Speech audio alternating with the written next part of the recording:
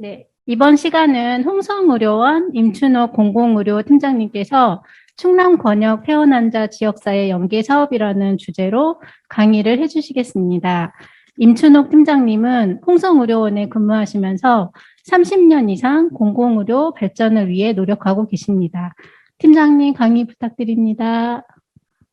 예, 안녕하십니까. 혹시 목소리 잘 들리실까요? 네, 특별한 문제 없으면 시작하도록 하겠습니다. 안녕하십니까. 홍성의료원 공공의료팀장 임춘욱입니다. 2021년 전라남도 공공보건의료 연계협력 워크숍에 초대를 해주셔서 감사를 드리고요.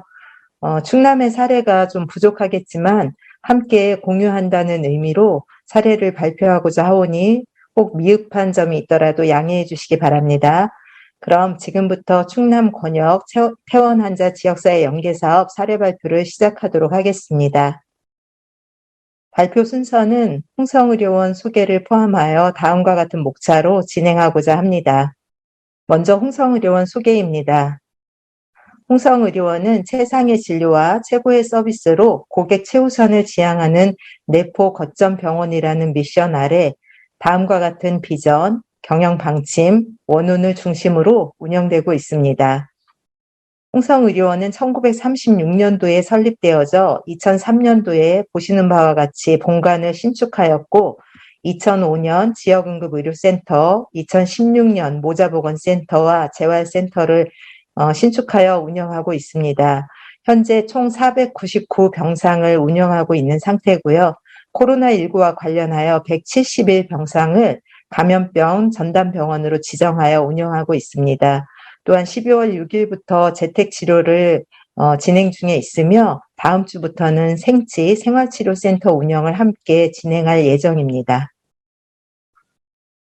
많은 의료원들이 있고 전라도 쪽에도 또 이제 강진이라든지 남원의료원 이렇게 목포, 순천 많이 있는 것으로 알고 있는데요. 홍성의료원은 3개의 진료부와 2개의 실, 그리고 하나의 공공의료 본부, 그리고 20개의 진료과를 운영하고 있습니다. 홍성권 지역책임 의료기관에 대해서 좀 전반적인 부분들을 설명드리도록 하겠습니다. 충남의 사망 요인은 1위가 신생물, 암입니다. 2위는 순환기계통 질환, 심뇌혈관 질환이며 충남의 홍성권은 지금 보시는 것처럼 홍성, 예산, 청양, 보령이 저희 홍성권 지역입니다. 예산과 청양의 경우 보시는 바와 같이 65세 이상 노인 인구 비율이 현재 26% 이상이 되며 의료 취약 인구 또한 4개의 중진료권 모두 15에서 21%에 해당되는 의료 취약 지역입니다. 충남은 홍성권, 서남권, 공주권, 서상권, 논산권으로 이루어져 있는 상태고요. 현재 권역 책임 의료기관은 충남대학교 병원에서 지역 책임 의료기관은 홍성과 서상과 천안, 공주의료원이 지정되어 운영되고 있는 상태입니다. 하지만 이렇게 충남 권역에 있어서 논산권의 의료 공백의 문제가 많이 있습니다. 따라서 이런 충남 권역 세분화에 따른 권역 책임 의료기관의 추가 선정의 필요성이 제시되고 있는 상태입니다. 홍성권 중진료권 내에 인구와 또 상급병원, 종합병원, 또 병원의 현황을 지금 함께 보고 계시는데요. 현재 홍성권 내에는 상급 종합병원은 없는 상태입니다. 그리고 지금 보시는 것처럼 종합병원은 각 권역에 하나씩 있는데 청양군에는 종합병원도 없는 상태입니다. 그래서 청양군의 경우에는 보건소가 보건의료원의 역할을 함께 수행하고 있는 상태고요.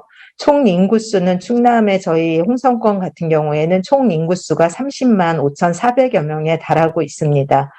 인구수 자체가 고령화에 따라서 매우 작고 또 홍성 인근에 내포 신도시가 들어오긴 했지만 아직까지 농촌의 인구수는 매우 작은 상태입니다.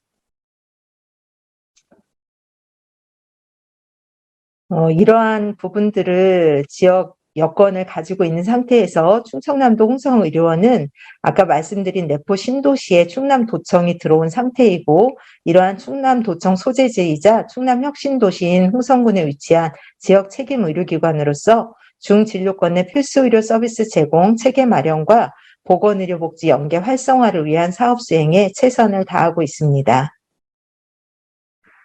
작년부터 수행되어져 온 이 공공보건의료 협력체계 구축 사업, 즉 지역사회 연계 사업에 대한 사업체계 구축에 대해서 간단하게 다시 설명드리도록 하겠습니다. 전담 인력 구성 현황입니다. 모든 의료원들이 지역책임 의료기관 그 역할을 수행하면서 대부분 비슷한 인력 구성 현황을 가지고 계실 텐데요. 저희도 공공의료본부장님을 필두로 해서 제가 사업실무 총괄을 맡고 있고, 저희는 사회복지사 2인과 간호사 3인으로 구성된 전담 인력이 구성되어져 있습니다. 사회복지사 선생님들은 대부분 사업계획이라든지 예산 운영, 또 지역사회 연계 분야에 있어서 비의학 분야에 대한 상담과 자원 연계, 또 모니터링, 필수의료 분야 지역사회 교육에 참여하고 계시고요.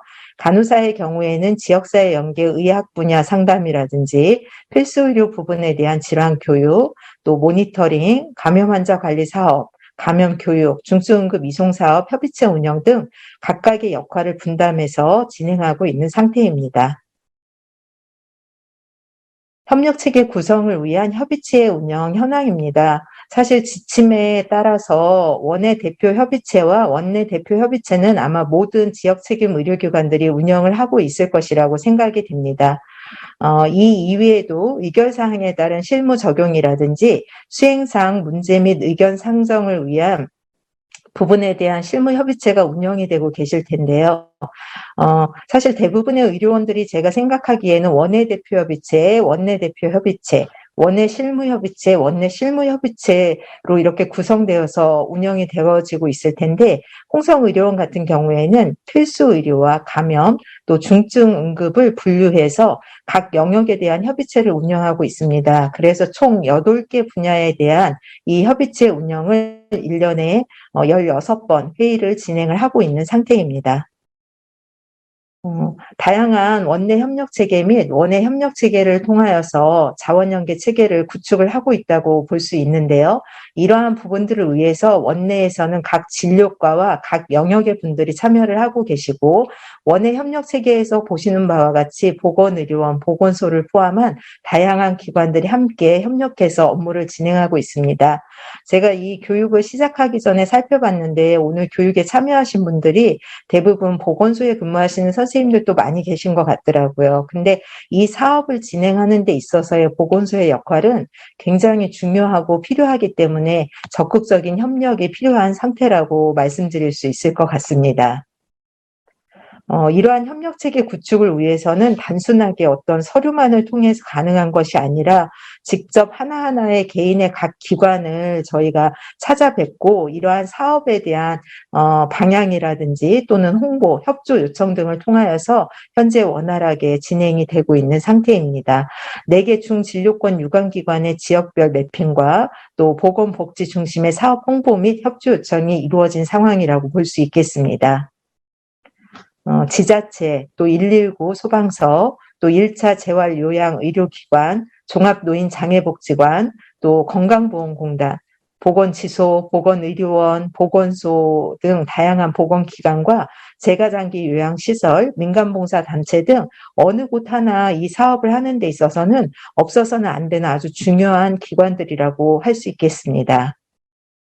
사업 수행에 대해서 지금부터 조금 더 자세하게 설명을 해드리도록 하겠습니다. 먼저 사업 대상입니다. 사업 대상은 중진료권 내에 거주하는 실거주자이며 질병의 중증도는 급성기뿐만이 아닌 아급성기까지 포함을 하고 있습니다. 또한 질병 범위가 선별적보다는 포괄적으로 저희가 기준을 잡게 되었는데요. 이는 사업의 중심에 사업만이 아닌 사람이 있다라는 그런 의미로 굉장히 중요하게 그 대상자를 생각하면서 사업을 진행하고 있는 상황입니다.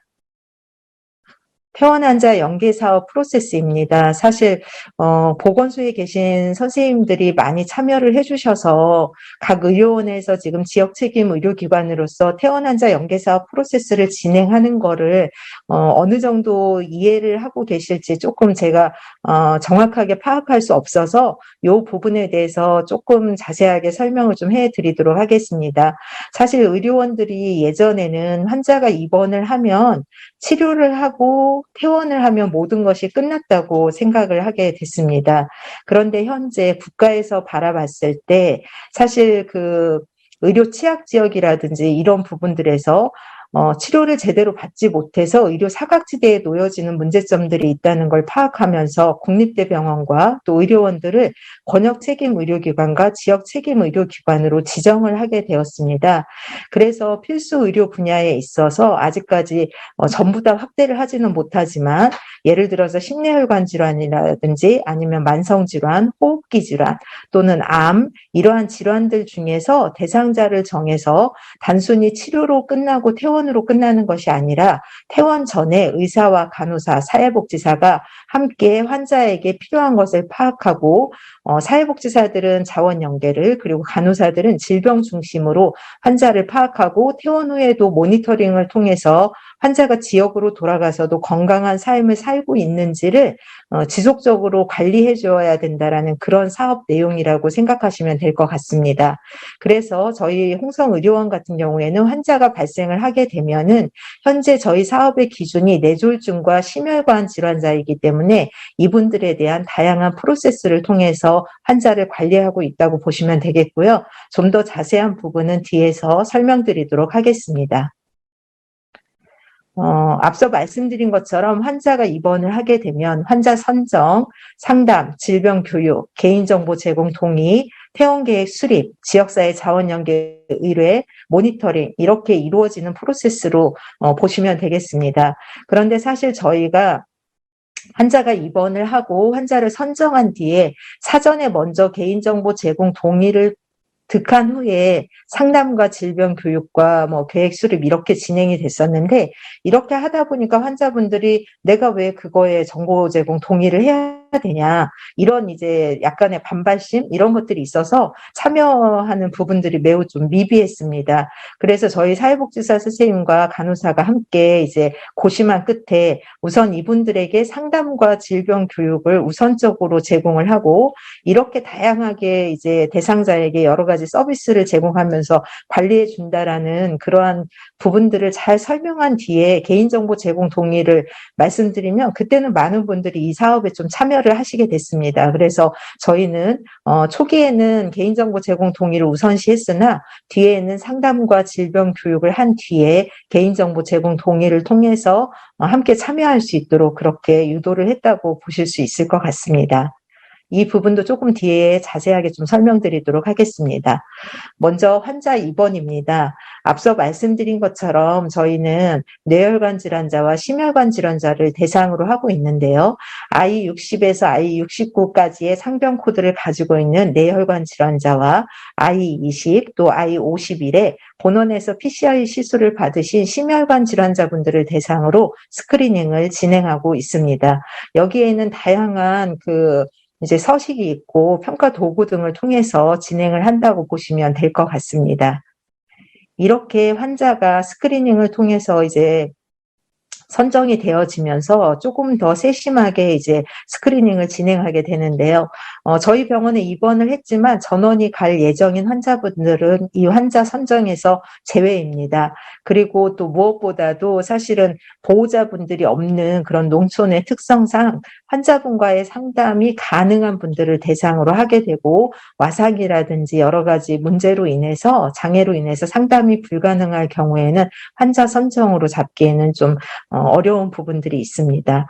이러한 모든 부분들이 이제 해당이 되면 주치의가 최종 선정해서 확인을 하고 대상자로 이제 선정을 해서 저희 지역 연계팀에 의뢰를 하게 됩니다. 이때에도 저희 이제 팀에서 만든 이러한 서식을 통해서 과장님들이 저희에게 의뢰를 하시게 됩니다. 의뢰된 환자에 대해서는 아까 말씀드린 것처럼 간호사와 사회복지사가 한 팀이 되어져서 상담을 하거나 또는 선별 심층적인 그런 부분들이 이루어지게 되고 교육이 제공이 되게 되는데요. 사회복지사는 사실 문제 영역, 즉 건강 상태라든지 돌봄 문제, 또 재정 문제, 인지 심리적 필요 서비스 영역을 파악하게 되고 간호사는 질환 진단 및 치료 방법, 또 질환별 응급 증상 및 대처 방법, 복용 약물 교육, 재발 수칙 및 기저질환 관리 등 환자별 맞춤형 교육을 제공을 하게 됩니다. 이러한 모든 부분들이 이루어지고 충분하게 환자에게 설명을 해서 환자와의 라포 형성이 이루어지면 그때 개인정보 제공 동의를 구하게 됩니다. 그리고 이렇게 선별 상담지를 통해서도 환자 개개인에게 맞는 부분들을 기록해서 함께 관리하고 있다고 보시면 되겠습니다. 앞서서 간호사가 좀 교육을 진행을 한다고 말씀을 드렸는데요. 잠깐, 제가 교육 자료를 하나 좀 보여드릴까 합니다.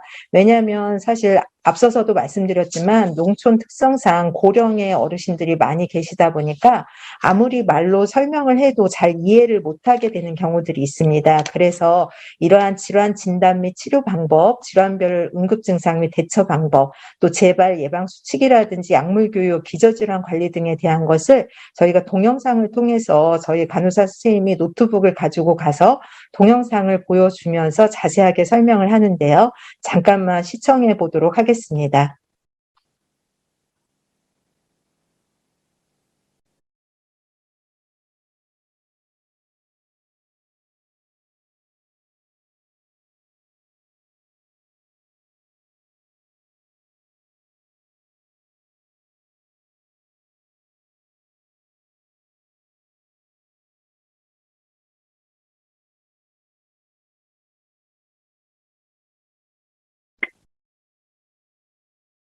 네, 이런 교육 자료 등을 이용하기도 하고 또 하나를 잠깐 좀 보여드릴 건데요.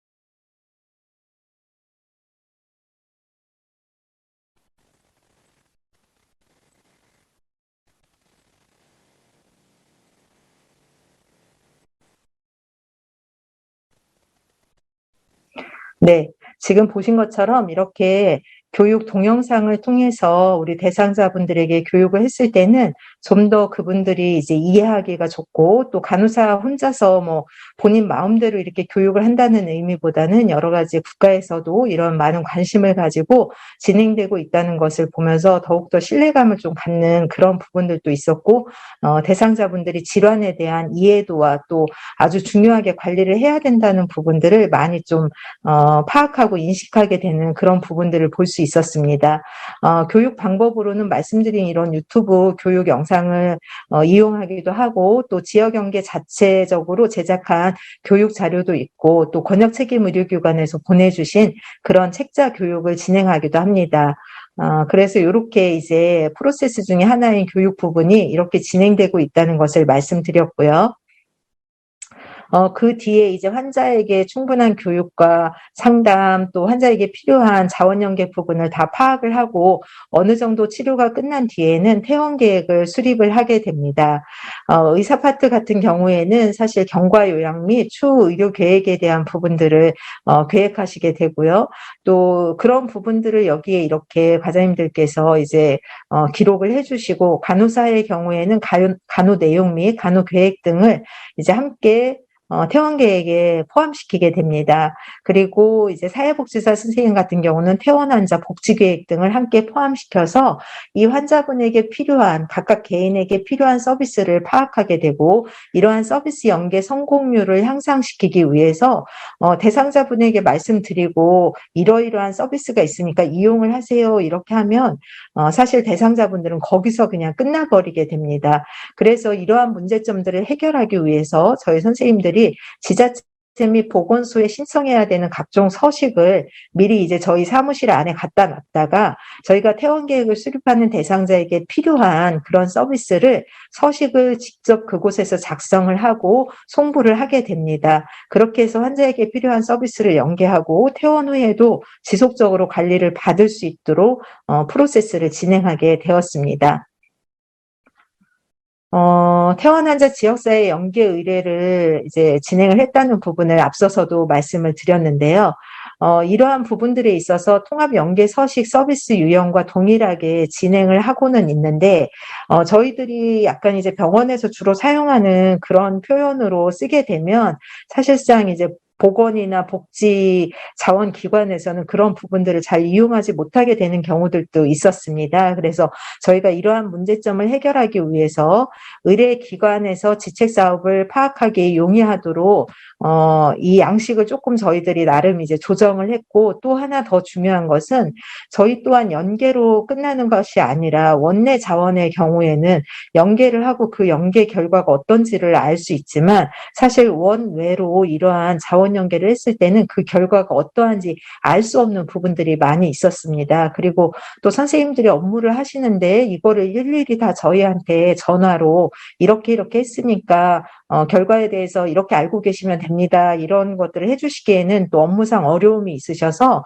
저희가 이 의뢰서 자체를 만들면서 그 밑에 이렇게 회신이라는 칸을 하나 이제 추가를 하게 됐습니다. 그래서 저희가 어느 기관으로 보냈는데 그 기관에서 어떤 것을 해줬는지에 대해서 이렇게 다시 그 내용을 공문으로 보내줬을 때 전체적으로 지역 주민 한 명을 놓고 그분에 대해서 각 많은 기관들이 함께 연계 협력해서 환자를 돌보는 그런 부분들이 이루어질 수 있는 사항이었습니다. 네, 다음은 모니터링입니다. 모니터링은 안정적으로 퇴원이 이루어진 경우에는 일반 사례 관리자로 저희가 분류를 하게 됩니다. 그리고 대상자와의 상담이나 이러한 부분들을 파악했을 때 사회적, 경제적, 의료적 기준상보다 정밀한 관리나 개입이 필요한 경우에는 저희가 집중 사례 관리자로 나누게 됩니다. 네. 모니터링은 사실 환자 개인만 필요한 상황이 아니었습니다. 저희가 모니터링을 해봤을 때는. 왜냐하면 시골의 경우에는 독거노인들도 많이 있기도 하지만 또 어떤 경우에는 조송 가정이라든지 아니면 장애인 자녀를 돌보고 있는 가정이라든지 이런 부분들의 문제점들이 많이 있었기 때문에 저희가 단순하게 환자만을 대상으로 이렇게 사례 관리를 하면서 모니터링을 한 것이 아니라 실제적으로 환자를 돌보는 가족이라든지 보호자까지 대상자에 포함을 시키게 됐었고요. 또는 유관기관이라든지 또는 사례관리자분들 그리고 마을 이장단 기타 담당자분들과 함께 다양하게 이제 네트워크를 구축을 한 상태에서 환자에게 필요한 부분들을 공동 사례관리 회의 등을 통해서도 그 대상자에게 필요한 서비스를 파악하고 제공하게 되는 그러한 프로세스를 가지고 모니터링을 진행하게 되었습니다. 사실 이제 모니터링 지표 자체가 여기서 보시면 투약 수능도 또 외래 수능도 연계 만족도 신규 서비스 연계 사항 등에 대해서 체크를 하고 관리를 하고 있는 상태고요. 모니터링 시점은 여기 지금 보시면 1주, 1개월, 3개월, 6개월로 이렇게 적어놨는데 집중 사례 관리자 같은 경우에는 사실은 이 1주 뒤에 2주, 3주, 4주가 이렇게 함께 또 포함이 되어져서 좀 더 집중적으로 모니터링을 진행한다고 보시면 되겠습니다. 사실 모니터링 방법으로는 여기에 다 써놓지는 않았지만 저희가 이제 병원에서 사용하는 EMR을 통해서 이 환자분이 과연 지속적으로 외래를 다니고 있나, 외래를 다녀야지만이 투약도 또 잘 하고 계시는 걸로 볼 수 있기 때문에 그런 EMR 시스템을 통해서도 모니터링을 진행하게 되고 그 이외에도 전화라든지 또는 이제 가정 방문을 직접 나가서 모니터링을 진행하게 됩니다. 사실 저희가 이 가정 방문 모니터링을 이렇게 선택하게 된 이유는 아무리 전화상으로는 뭐 이따 뒤에서 사례에서도 말씀드리겠지만 잘 지낸다고 하지만 실제적으로 자세히 보지 않으면 대상자의 문제를 볼 수 없습니다. 풀꽃이라는 이 식기를 저희가 여기다 적어놨는데요. 사실 자세히 보아야 예쁘다, 오래 보아야 사랑스럽다, 너도 그렇다 이런 말이 있는 것처럼 모니터링에 답이 있고 그 모니터링은 가정 방문을 통해서 환자를 봤을 때 조금 더 효과적이고 이 부분이 굉장히 중요하다는 것을 알 수 있다고 말씀드릴 수 있겠습니다. 가정 방문을 가서 이렇게 진행했던 모니터링 사진들인데요. 사실 이러한 모니터링을 진행할 때는 CCS 클래스 등 다양한 그런 도구를 활용을 하게 되고요. 또 아까 EMR에 대한 부분을 말씀드렸는데 방문 전에 EMR 모니터링을 통해서 환자의 의학적인 상태를 조금 더 미리 알고 가정 방문을 나가게 됩니다. 왜냐하면 그런 부분들을 알지 못하고 나가게 되면 가서 본 그 모습만 저희들이 평가를 하게 되는 경우들이 발생이 되더라고요. 그래서 이런 미리 이제 EMR을 통해서 이런 객관적인 의학적 상태를 평가하고 나가서 심리사회적 상담을 통한 요구도 파악에 따른 신규 서비스를 제공하고 있다고 보시면 될 것 같습니다. 그럼 지금부터는 좀 모니터링 했던 사례들에 대해서 조금 더 자세하게 설명을 좀 드리도록 하겠습니다. 82세의 독거노인 여성이셨는데요. 문제 영역에 있어서 건강 쪽에 문제가 있었습니다. 불안전 협심증 진단을 받고 또 스텐트 시술을 받았던 어르신인데 이분은 요양보호사라든지 또는 노인 회장님이 도와주지 않으면 전혀 어떠한 지지체계가 없어서 사실 굉장히 비공식적인 지지체계가 미비한 상태였기 때문에 이분을 돌봐줄 수 있는 상황이 안 됐습니다. 그리고 가족도 여러 가지 사정상 관계가 단절돼 있는 상태였고요. 건강 상태가 더 악화되면서 유일하게 사람들과 접촉이 있었던 성당도 몇 년 전부터는 중단이 된 상태였습니다. 또한 환자분이 우울증 약을 복용하고 있었음에도 불구하고 본인 스스로 규칙적으로 약을 복용하고 있지 않았고 이러한 우울증 문제는 향후 또 이제 치매라든지 이런 질병으로의 발병도 함께 또 진행할 수 있는 문제점도 있었으며 잘못하면 이제 자살이라든지 이런 문제점이 함께 발생될 수 있어서 이러한 부분들에 대한 관리도 매우 중요한 상태였습니다. 본인이 이 심장 질환에 대한 것도 제대로 약물을 관리해야 되는데 관리하지 않고 있는 상태로 낮은 투약 수능도를 보이고 있었고요. 또 점점 더 신체 기능은 약화되고 있었습니다. 저희 선생님들이 모니터링을 사실 처음에는 EMR과 전화로만 진행을 했는데 환자의 이러한 여러 가지 상태 악화에 따라서 EMR, 전화, 내원, 가정방문 등을 통해서 모니터링을 7회 실시를 하였습니다. 앞서 말씀드린 이런 문제점들을 해결하기 위해서 관내 보건소 이제 생명사람팀과 연계를 해서 우울증에 대한 등록을 해드렸고요. 이분은 뭐 이제 기초수급자이기 때문에 사실 약값은 들지 않아서 우울증 약제비 지원은 필요한 상황은 아니었습니다. 하지만 우울증에 대한 지속적인 관리 필요성에 따라서 등록 및 관리가 이루어졌고 또 사실 저희가 이제 검사를 해봤을 때 약간의 인지저하의 문제가 있어서 치매 안심센터와도 연계를 해서 치매 조기 검진을 받고 진단을 받을 수 있도록 해드렸습니다. 앞서 말씀드린 이 낮은 투약 수능도와 관련해서 투약 달력 또 투약 알람 등을 핸드폰에 저장해서 환자분이 잊지 않고 약을 먹을 수 있는 방향을 좀 제시를 해드리고 지속적으로 외래를 통해서 관리를 해야 되는데 병원에 오는 날짜를 잃어버리거나 혼자 스스로 움직임에 문제가 있어서 요양보호사 연락처를 저희가 저장을 해서 환자분에 대한 관리는 그 요양보호사 선생님과 함께 지속적인 관리를 진행했습니다.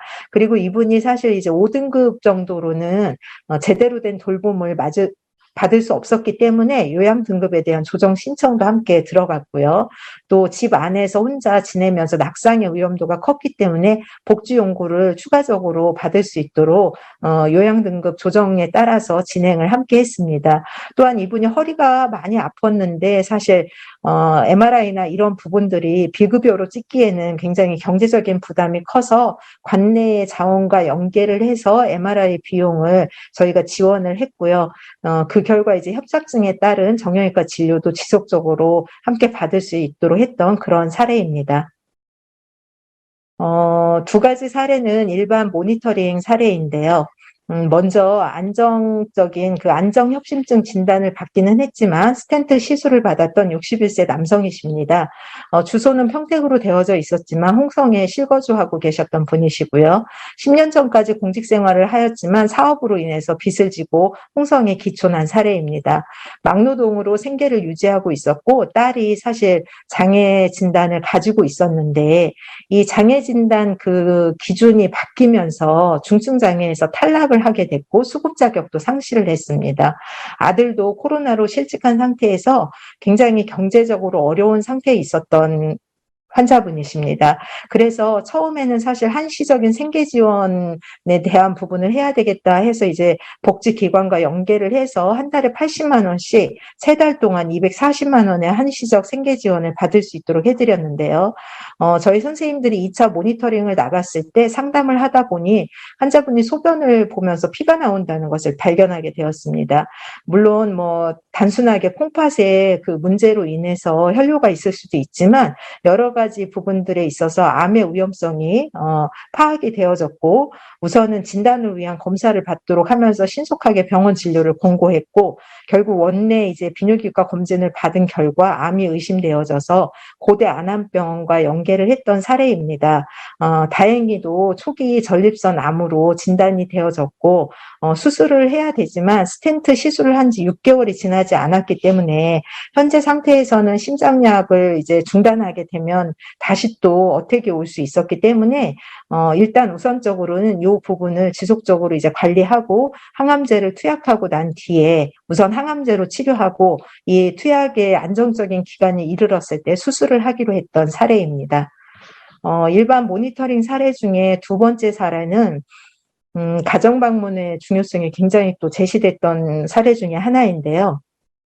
88세 여성이고 상세불명의 심부전 진단을 받고 스텐트 미시술을 했던 분이십니다. 저희가 처음에 전화를 했을 때는 나 밖에 나가서 밭도 메고 아주 건강이 많이 좋아졌다고 그리고 우리 큰아들이 자주 오니까 걱정하지 말라고 이러셨던 분이고 처음에 갔을 때는 사실 어르신의 말대로 굉장히 상태가 좋았었습니다. 그런데 그 이후에 저희가 전화 상담을 했을 때 왠지 어르신의 목소리나 여러 가지가 너무 안 좋아 보여져서 저희 선생님들이 이제 가정 방문을 갔던 사례입니다. 근데 가서 봤더니 전혀 움직이시지도 못하고 여러 가지 신체적인 컨디션이 매우 안 좋은 상태였고 또 이 응급안전 안심 서비스라고 해서 이제 그 119에서 주는 응급 그 콜이 있습니다. 그냥 벨만 누르면 이렇게 호출이 되어져서 무슨 일이 있는지 서로 이렇게 이야기를 나눌 수 있는 119 응급안전 그 안심 콜이 있지만 이 응급안전 안심 서비스는 사실은 이제 그 방 안의 모든 그 모습들이 보이는 그런 또 서비스가 별도로 또 있습니다. 그래서 이거를 좀 설치할 수 있도록 신청하시고 하라고 해서 다 하겠다고 했는데 저희가 방문을 했을 때는 이런 부분들이 전혀 되어져 있지 않은 상태였습니다. 결국 지자체에서 해주겠다고 했는데 본인이 거부를 해서 중단된 상태고 환자의 상태는 너무나 좋지 않은 상태에서 전신 세약이 매우 좀 안 좋은 그런 상태로 되어 있었던 분이라서 가정 방문을 통해서 다시 한번 이러한 맞춤형 돌봄 서비스 부분을 파악하고 장기 요양 서비스 부분을 아드님에게 다 설명해서 등급을 받아서 지속적으로 관리를 받을 수 있도록 했던 그런 사례들입니다. 사실 뭐 작년 말부터 시작되어진 이 사업을 통해서 굉장히 많은 사례들이 있고 여기에서 다 말씀드리지는 못하지만 어떤 대상자분 같은 경우에는 가봤더니 대상자도 실직 또 배우자도 실직인 상태에서 전혀 어떻게 살아갈 방법이 없는 대상자분들을 대상으로 저희 선생님들이 그 취업과 관련된 부분까지 연계를 해서 직업을 갖게 해드렸던 그런 사례들도 많이 있습니다. 지금까지 말씀드린 이 세 가지의 사례를 통해서도 아실 수 있겠지만 많은 자원 연계 네트워크 구축을 통해서 대상자분들이 가정 내에서 또 지역사회 내에서 건강하게 살아갈 수 있도록 많은 기관들의 협력이 필요하다는 것을 아마 알 수 있으셨을 거라고 생각이 듭니다. 그런데 이렇게 저희들이 진행을 해봤을 때 퇴원 계획 수립 당시에는 사실 좋다고 그렇게 해달라고 이렇게 하시면서도 나가셔서는 또 어느 정도 몸이 조금 회복이 된다 싶으면 사실 서비스를 미이용하게 되는 경우들도 많이 있습니다. 그래서 말씀드렸던 것처럼 전화 상담의 모니터링만으로는 사실 이런 부분들이 좀 많이 어렵다는 것을 알 수 있고요. 또 심혈관 질환이나 뇌혈관 질환의 연계성이 결코 없지 않기 때문에 또 그리고 대부분의 환자분들이 한 번 어택이 오면 그걸로 끝난다고 생각을 하십니다. 그러나 이제 재발의 문제점에 대해서 다시 설명드리고 지속적인 관리의 필요성을 다시 한번 말씀을 드리면 그때는 맞고 지금은 귀찮았던 그 부분들에 있어서 다시 한번 또 잘해야 되겠다라는 그런 생각을 갖게 되시는 것 같기도 하고요. 그리고 2020년도에는 심혈관과 뇌혈관 환자 연관성 파악을 위해서 평가도구 교차 사용 확대를 통해서 이러한 연관성을 다시 한번 파악해 볼 계획을 갖고 있는 상태입니다. 지금까지 앞서 말씀드린 사례에서도 보셨겠지만 사실 기관별 협력이 굉장히 중요한 사항이라고 할 수 있겠습니다. 지금 오늘 이렇게 교육을 들어주시는 많은 보건소 선생님들께 좀 제가 개인적으로 부탁을 드리고 싶은 게 있다면 사실 이런 부분들에 있어서 국가의 중요 기관 중에 하나인 보건소의 중요성은 다시 한번 말씀드리지만 정말 뺄래야 뺄 수 없는 그런 상황들입니다. 지금까지 저희가 의료 취약계층만을 대상으로 선별적으로 어떠한 서비스를 제공했다면 저희들이 이 사업을 진행하면서 생각했을 때는 전 국민 모두에게 이러한 프로세스는 필요하다는 생각이 들었습니다. 그리고 사실 병원에서도 환자를 퇴원시키고 그걸로 끝나고 난 뒤에 어떤 문제가 발생되고 나서야 그 문제점을 해결하려고 할 때가 많이 있지 않습니까? 사실 저희가 이제 소 잃고 외양간 고친다는 그런 이야기들을 많이 쓰게 되는데 그러한 문제점이 발생했을 때 문제를 해결하기보다는 사전에 미리 어떤 문제점이 있을지를 파악해서 그러한 부분들을 해결해 나가는 것이 매우 필요하다고 생각을 합니다. 그동안은 국가의 중요 기관들만이 이러한 사업에 참여를 했다면 이제는 지역의 모든 협력이 함께해서 대상자들에 대한 또 내 그 진료권 안에 있는 모든 분들의 건강을 책임져야 되지 않을까라는 생각이 들긴 합니다. 물론 인력적으로나 시간적으로나 업무적으로나 사실 거기까지 하기에는 여러 가지 수정 보완되어야 되고 또 확대되어야 될 부분들이 많이 있지만 공공보건의료계획의 방향성이 향후에는 더 진화하고 성장 발전되어져 나가야 되지 않을까 싶습니다. 지금까지 저희가 사업을 진행하면서 기관별 협력 사항을 봤을 때 여기서도 보시면 아시겠지만 먼저 보건기관의 경우 보건소 내에 포함되어져 있는 보건지소와 보건진료소 또 의료기관이 없어서 의료의 공백까지 메꾸는 보건의료원들과의 서비스 제공은 굉장히 중요한 사항이었습니다. 만성질환관리 사업, 금연사업, 비만사업, 치매 조기검진 사업, 치매 약값 지원, 또 동네 의원 마음동행 사업 여기에 다 표현하지 않았지만 정신보건센터, 심혈관, 암 모두 다 굉장히 필요한 상황이고 사실 이쪽에서 일하시는 많은 분들이 이제 앞서 말씀드렸던 협력체계 구축에 필요한 협의체 안에 많이 들어와 계십니다. 특별히 최근에는 감염에 대한 부분은 더 말할 필요성도 없을 거라고 생각이 드는데요.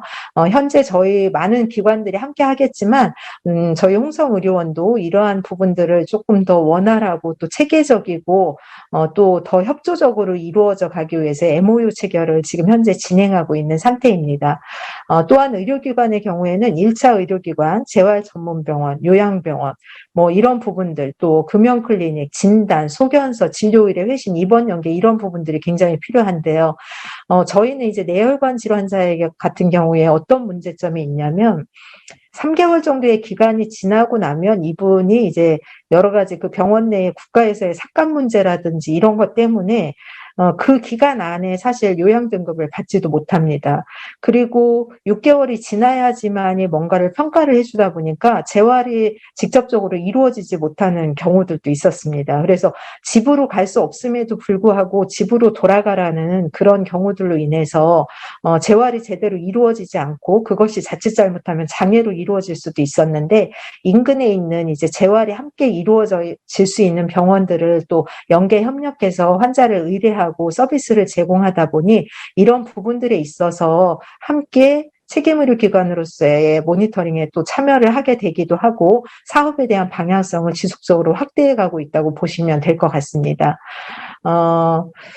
저희가 이 복지기관에 있어서도 사실 뭐 많은 행정복지센터나 아동지원센터, 뭐 복지관, 국가보훈지청, 소방서 뭐 이런 것들을 통해서 긴급복지도 지원을 하고 수급자 전환, 뭐 장애인 독거노인 응급안전안심서비스, 요양신청, 교통약자 이동지원, 노인맞춤 돌봄, 보훈처 재가복지 서비스, 사회복지 공동모금회, 뭐 119 안심콜 등 다양하게 앞서 말씀드린 보건과 의료와 복지기관들을 통해서 다 이제 정리를 하고 상담에 따라서 환자분에게 필요한 부분들을 자원연계 대장을 통해서 진행을 하고 또 그때그때 협력이 필요할 때에는 협의체나 또 실무협의체를 통해서 함께 기관별 협력사항이 이루어지고 있다고 보시면 될 것 같습니다. 뭐 여기에 다 말씀드리지 않은 부분들도 함께하는 부분들이 굉장히 많고요.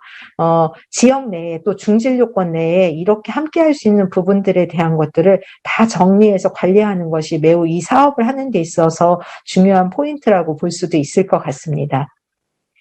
지금까지 저희가 저희는 작년 6월 달에 처음 시작을 했고, 실제적으로 업무를 수행한 거는 한 10월 이때부터 사업을 수행을 한 것 같습니다. 그리고 올해는 이제 1월부터 지금까지 진행해 왔고 올해 또 감염의 부분이 확대가 되어졌고요. 내년에는 또 정신이라든지 재활, 그 다음에는 산모, 신생아, 모자보건, 그 다음에는 뭐 또 의료취약계층 등 지속적으로 사업이 이제 확대되고 진행될 예정인데요. 저희가 올해 사업을 진행하고 나서 그래프로 보는 태어난자 연계 사업을 조금 한번 정리해 보았습니다. 지금 보시는 것처럼 이제 성별은 남자분이 62%로 여자분에 비해서 조금 더 많은 상태였습니다. 그리고 건강보험 대상자분들이 훨씬 더 많았습니다. 여기에서 보시면 지금 현재 비율이 이제 64% 남자 그리고 여성 36% 이렇게 보실 수 있을 것 같고요.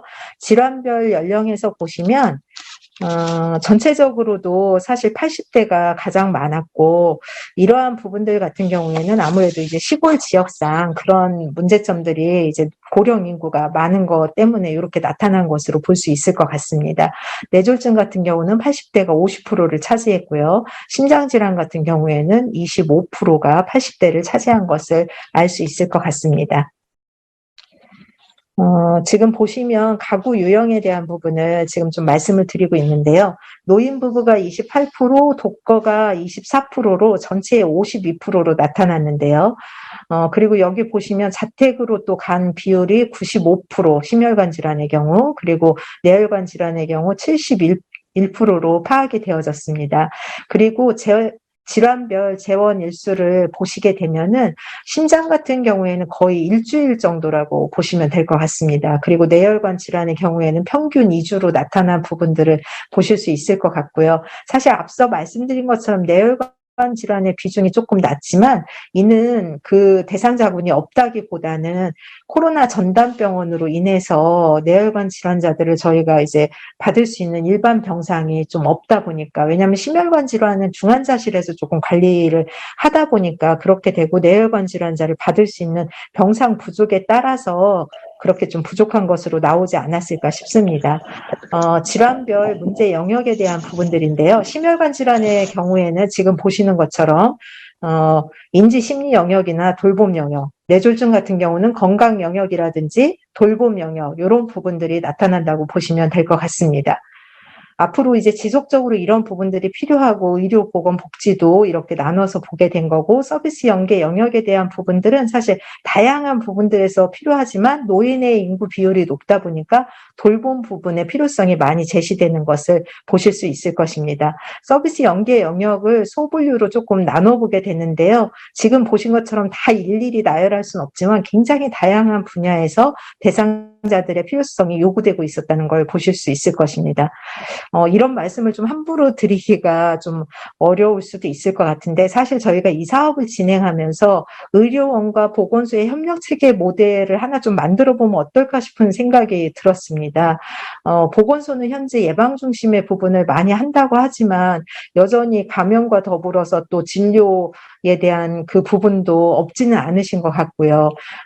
그러나 이제 보건소 측에서 예방의 의미 범위를 조금 더 확대하고 이렇게 하고 저희들은 진료로 가고 또 재발에 대한 부분은 또 함께 관리하면서 좀 이런 모델들이 함께 만들어진다면 환자분들의 필요성을 조금 더 채울 수 있지 않을까 그런 생각이 듭니다.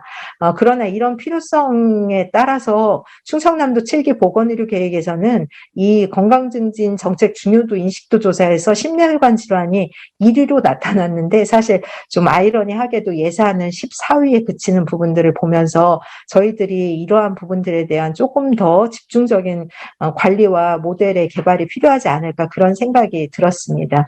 이 부분은 사실 뭐 이제 대부분 지금도 보시는 것처럼 보건소와의 연계가 매우 중요하다는 것을 아실 수 있을 거고요.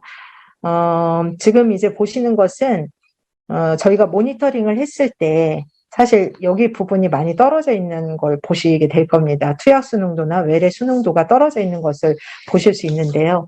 저희가 아까 말씀드렸던 것처럼 모니터링 기간이 뭐 1개월, 이제 1주, 1개월, 3개월, 6개월. 근데 여기 보면 이 3개월에서 6개월까지의 기간 동안에 이렇게 투약과 외래 수능도가 떨어져 있는 것을 보게 됩니다. 이러한 부분들을 저희가 살펴봤을 때는 사회적으로 또 심리적으로 시간적으로 또 공간적 여백이 생기면서 이렇게 수능도가 떨어진 거 아닐까 싶은데 향후에 모니터링 주기 변동의 필요성에 대한 검토도 필요한 거 아닐까 이런 생각을 한번 해보게 됐습니다. 지금까지 참 긴 이야기를 들어주셔서 감사드리고요. 앞서 말씀드린 것처럼 내년에는 또 다른 사업이 확대가 되고 근데 이제 사업의 확대라기보다는 제가 생각할 때는 대상자의 확대라는 생각이 듭니다. 왜냐하면 작년에는 심혈관과 뇌혈관, 올해는 감염, 내년에는 정신장애, 또 재활, 그 다음에는 뭐 모자, 산모, 신생아, 그 다음에는 또 취약계층 이렇게 되거든요. 사실 이렇게 사업의 대상자가 확대되면서 저희가 이제 제공해줘야 될 것들은 더 많아질 거라고 생각이 듭니다. 사업을 계획하고 수행하고 개선하고 적용하고 이렇게 정신없이 달려왔는데 저희가 이런 시간들을 잠깐 이제 멈춰보고 점검을 좀 해보게 됐던 것 같습니다. 사실 알지도 못하면서 또 병원이라는 곳이 많은 기관들과 연계해서 협력하는 일에 익숙하지 않은 기관입니다. 그럼에도 불구하고 이러한 사업에 함께 참여하면서 복지 기반의 많은 사업들이 유사하게 존재를 하고 있지만 어쩌면 의료 기반의 사업 구축도 매우 중요하지 않을까. 그러한 생각들을 좀 하게 됐고 이러한 부분들이 함께 이루어져서 지역 주민을 위한 지역 책임 의료기관으로서의 역할을 저희들이 더욱더 이제 적극적으로 수행해야 되지 않을까 싶은 생각이 들었습니다. 하지만 마지막으로 이러한 사업들이 잘 수행되려면 권역과 지역, 또 지역과 1차 의료기관, 또 지역과 보건이 함께 연계해서 하지 않으면 저희는 어떠한 것도 제공할 수 없다라는 생각이 들었습니다. 이런 모든 부분들이 함께 잘 이루어지고 협력이 잘 이루어짐으로써 실제적인 지역 주민을 위한 건강 안전망이 구축될 수 있도록 하고자 하는 것이 이 사업의 목표라는 생각이 들고요. 향후에도 이런 모든 일들에 함께 참여할 수 있는 또 보건소, 또 의료원, 또 권역 기관인 국립대병원들이 함께 나간다면 국가에서 필요로 하는 공공보건 의료를 조금이나마 저희들이 제공할 수 있지 않을까 그런 생각이 듭니다. 긴 시간 동안 들어주셔서 너무 감사드리고요. 이러한 공공보건 의료가 함께 협력을 통해서 구축될 수 있도록 저희들도 앞으로도 더욱 함께 이제 열심히 참여할 거고 오늘 함께 이 교육을 들어주시는 의료원 또는 보건소 모든 관계자분들도 이 사업에 적극적으로 참여해 주시기를 바라면서 오늘 발표를 마치도록 하겠습니다. 감사합니다.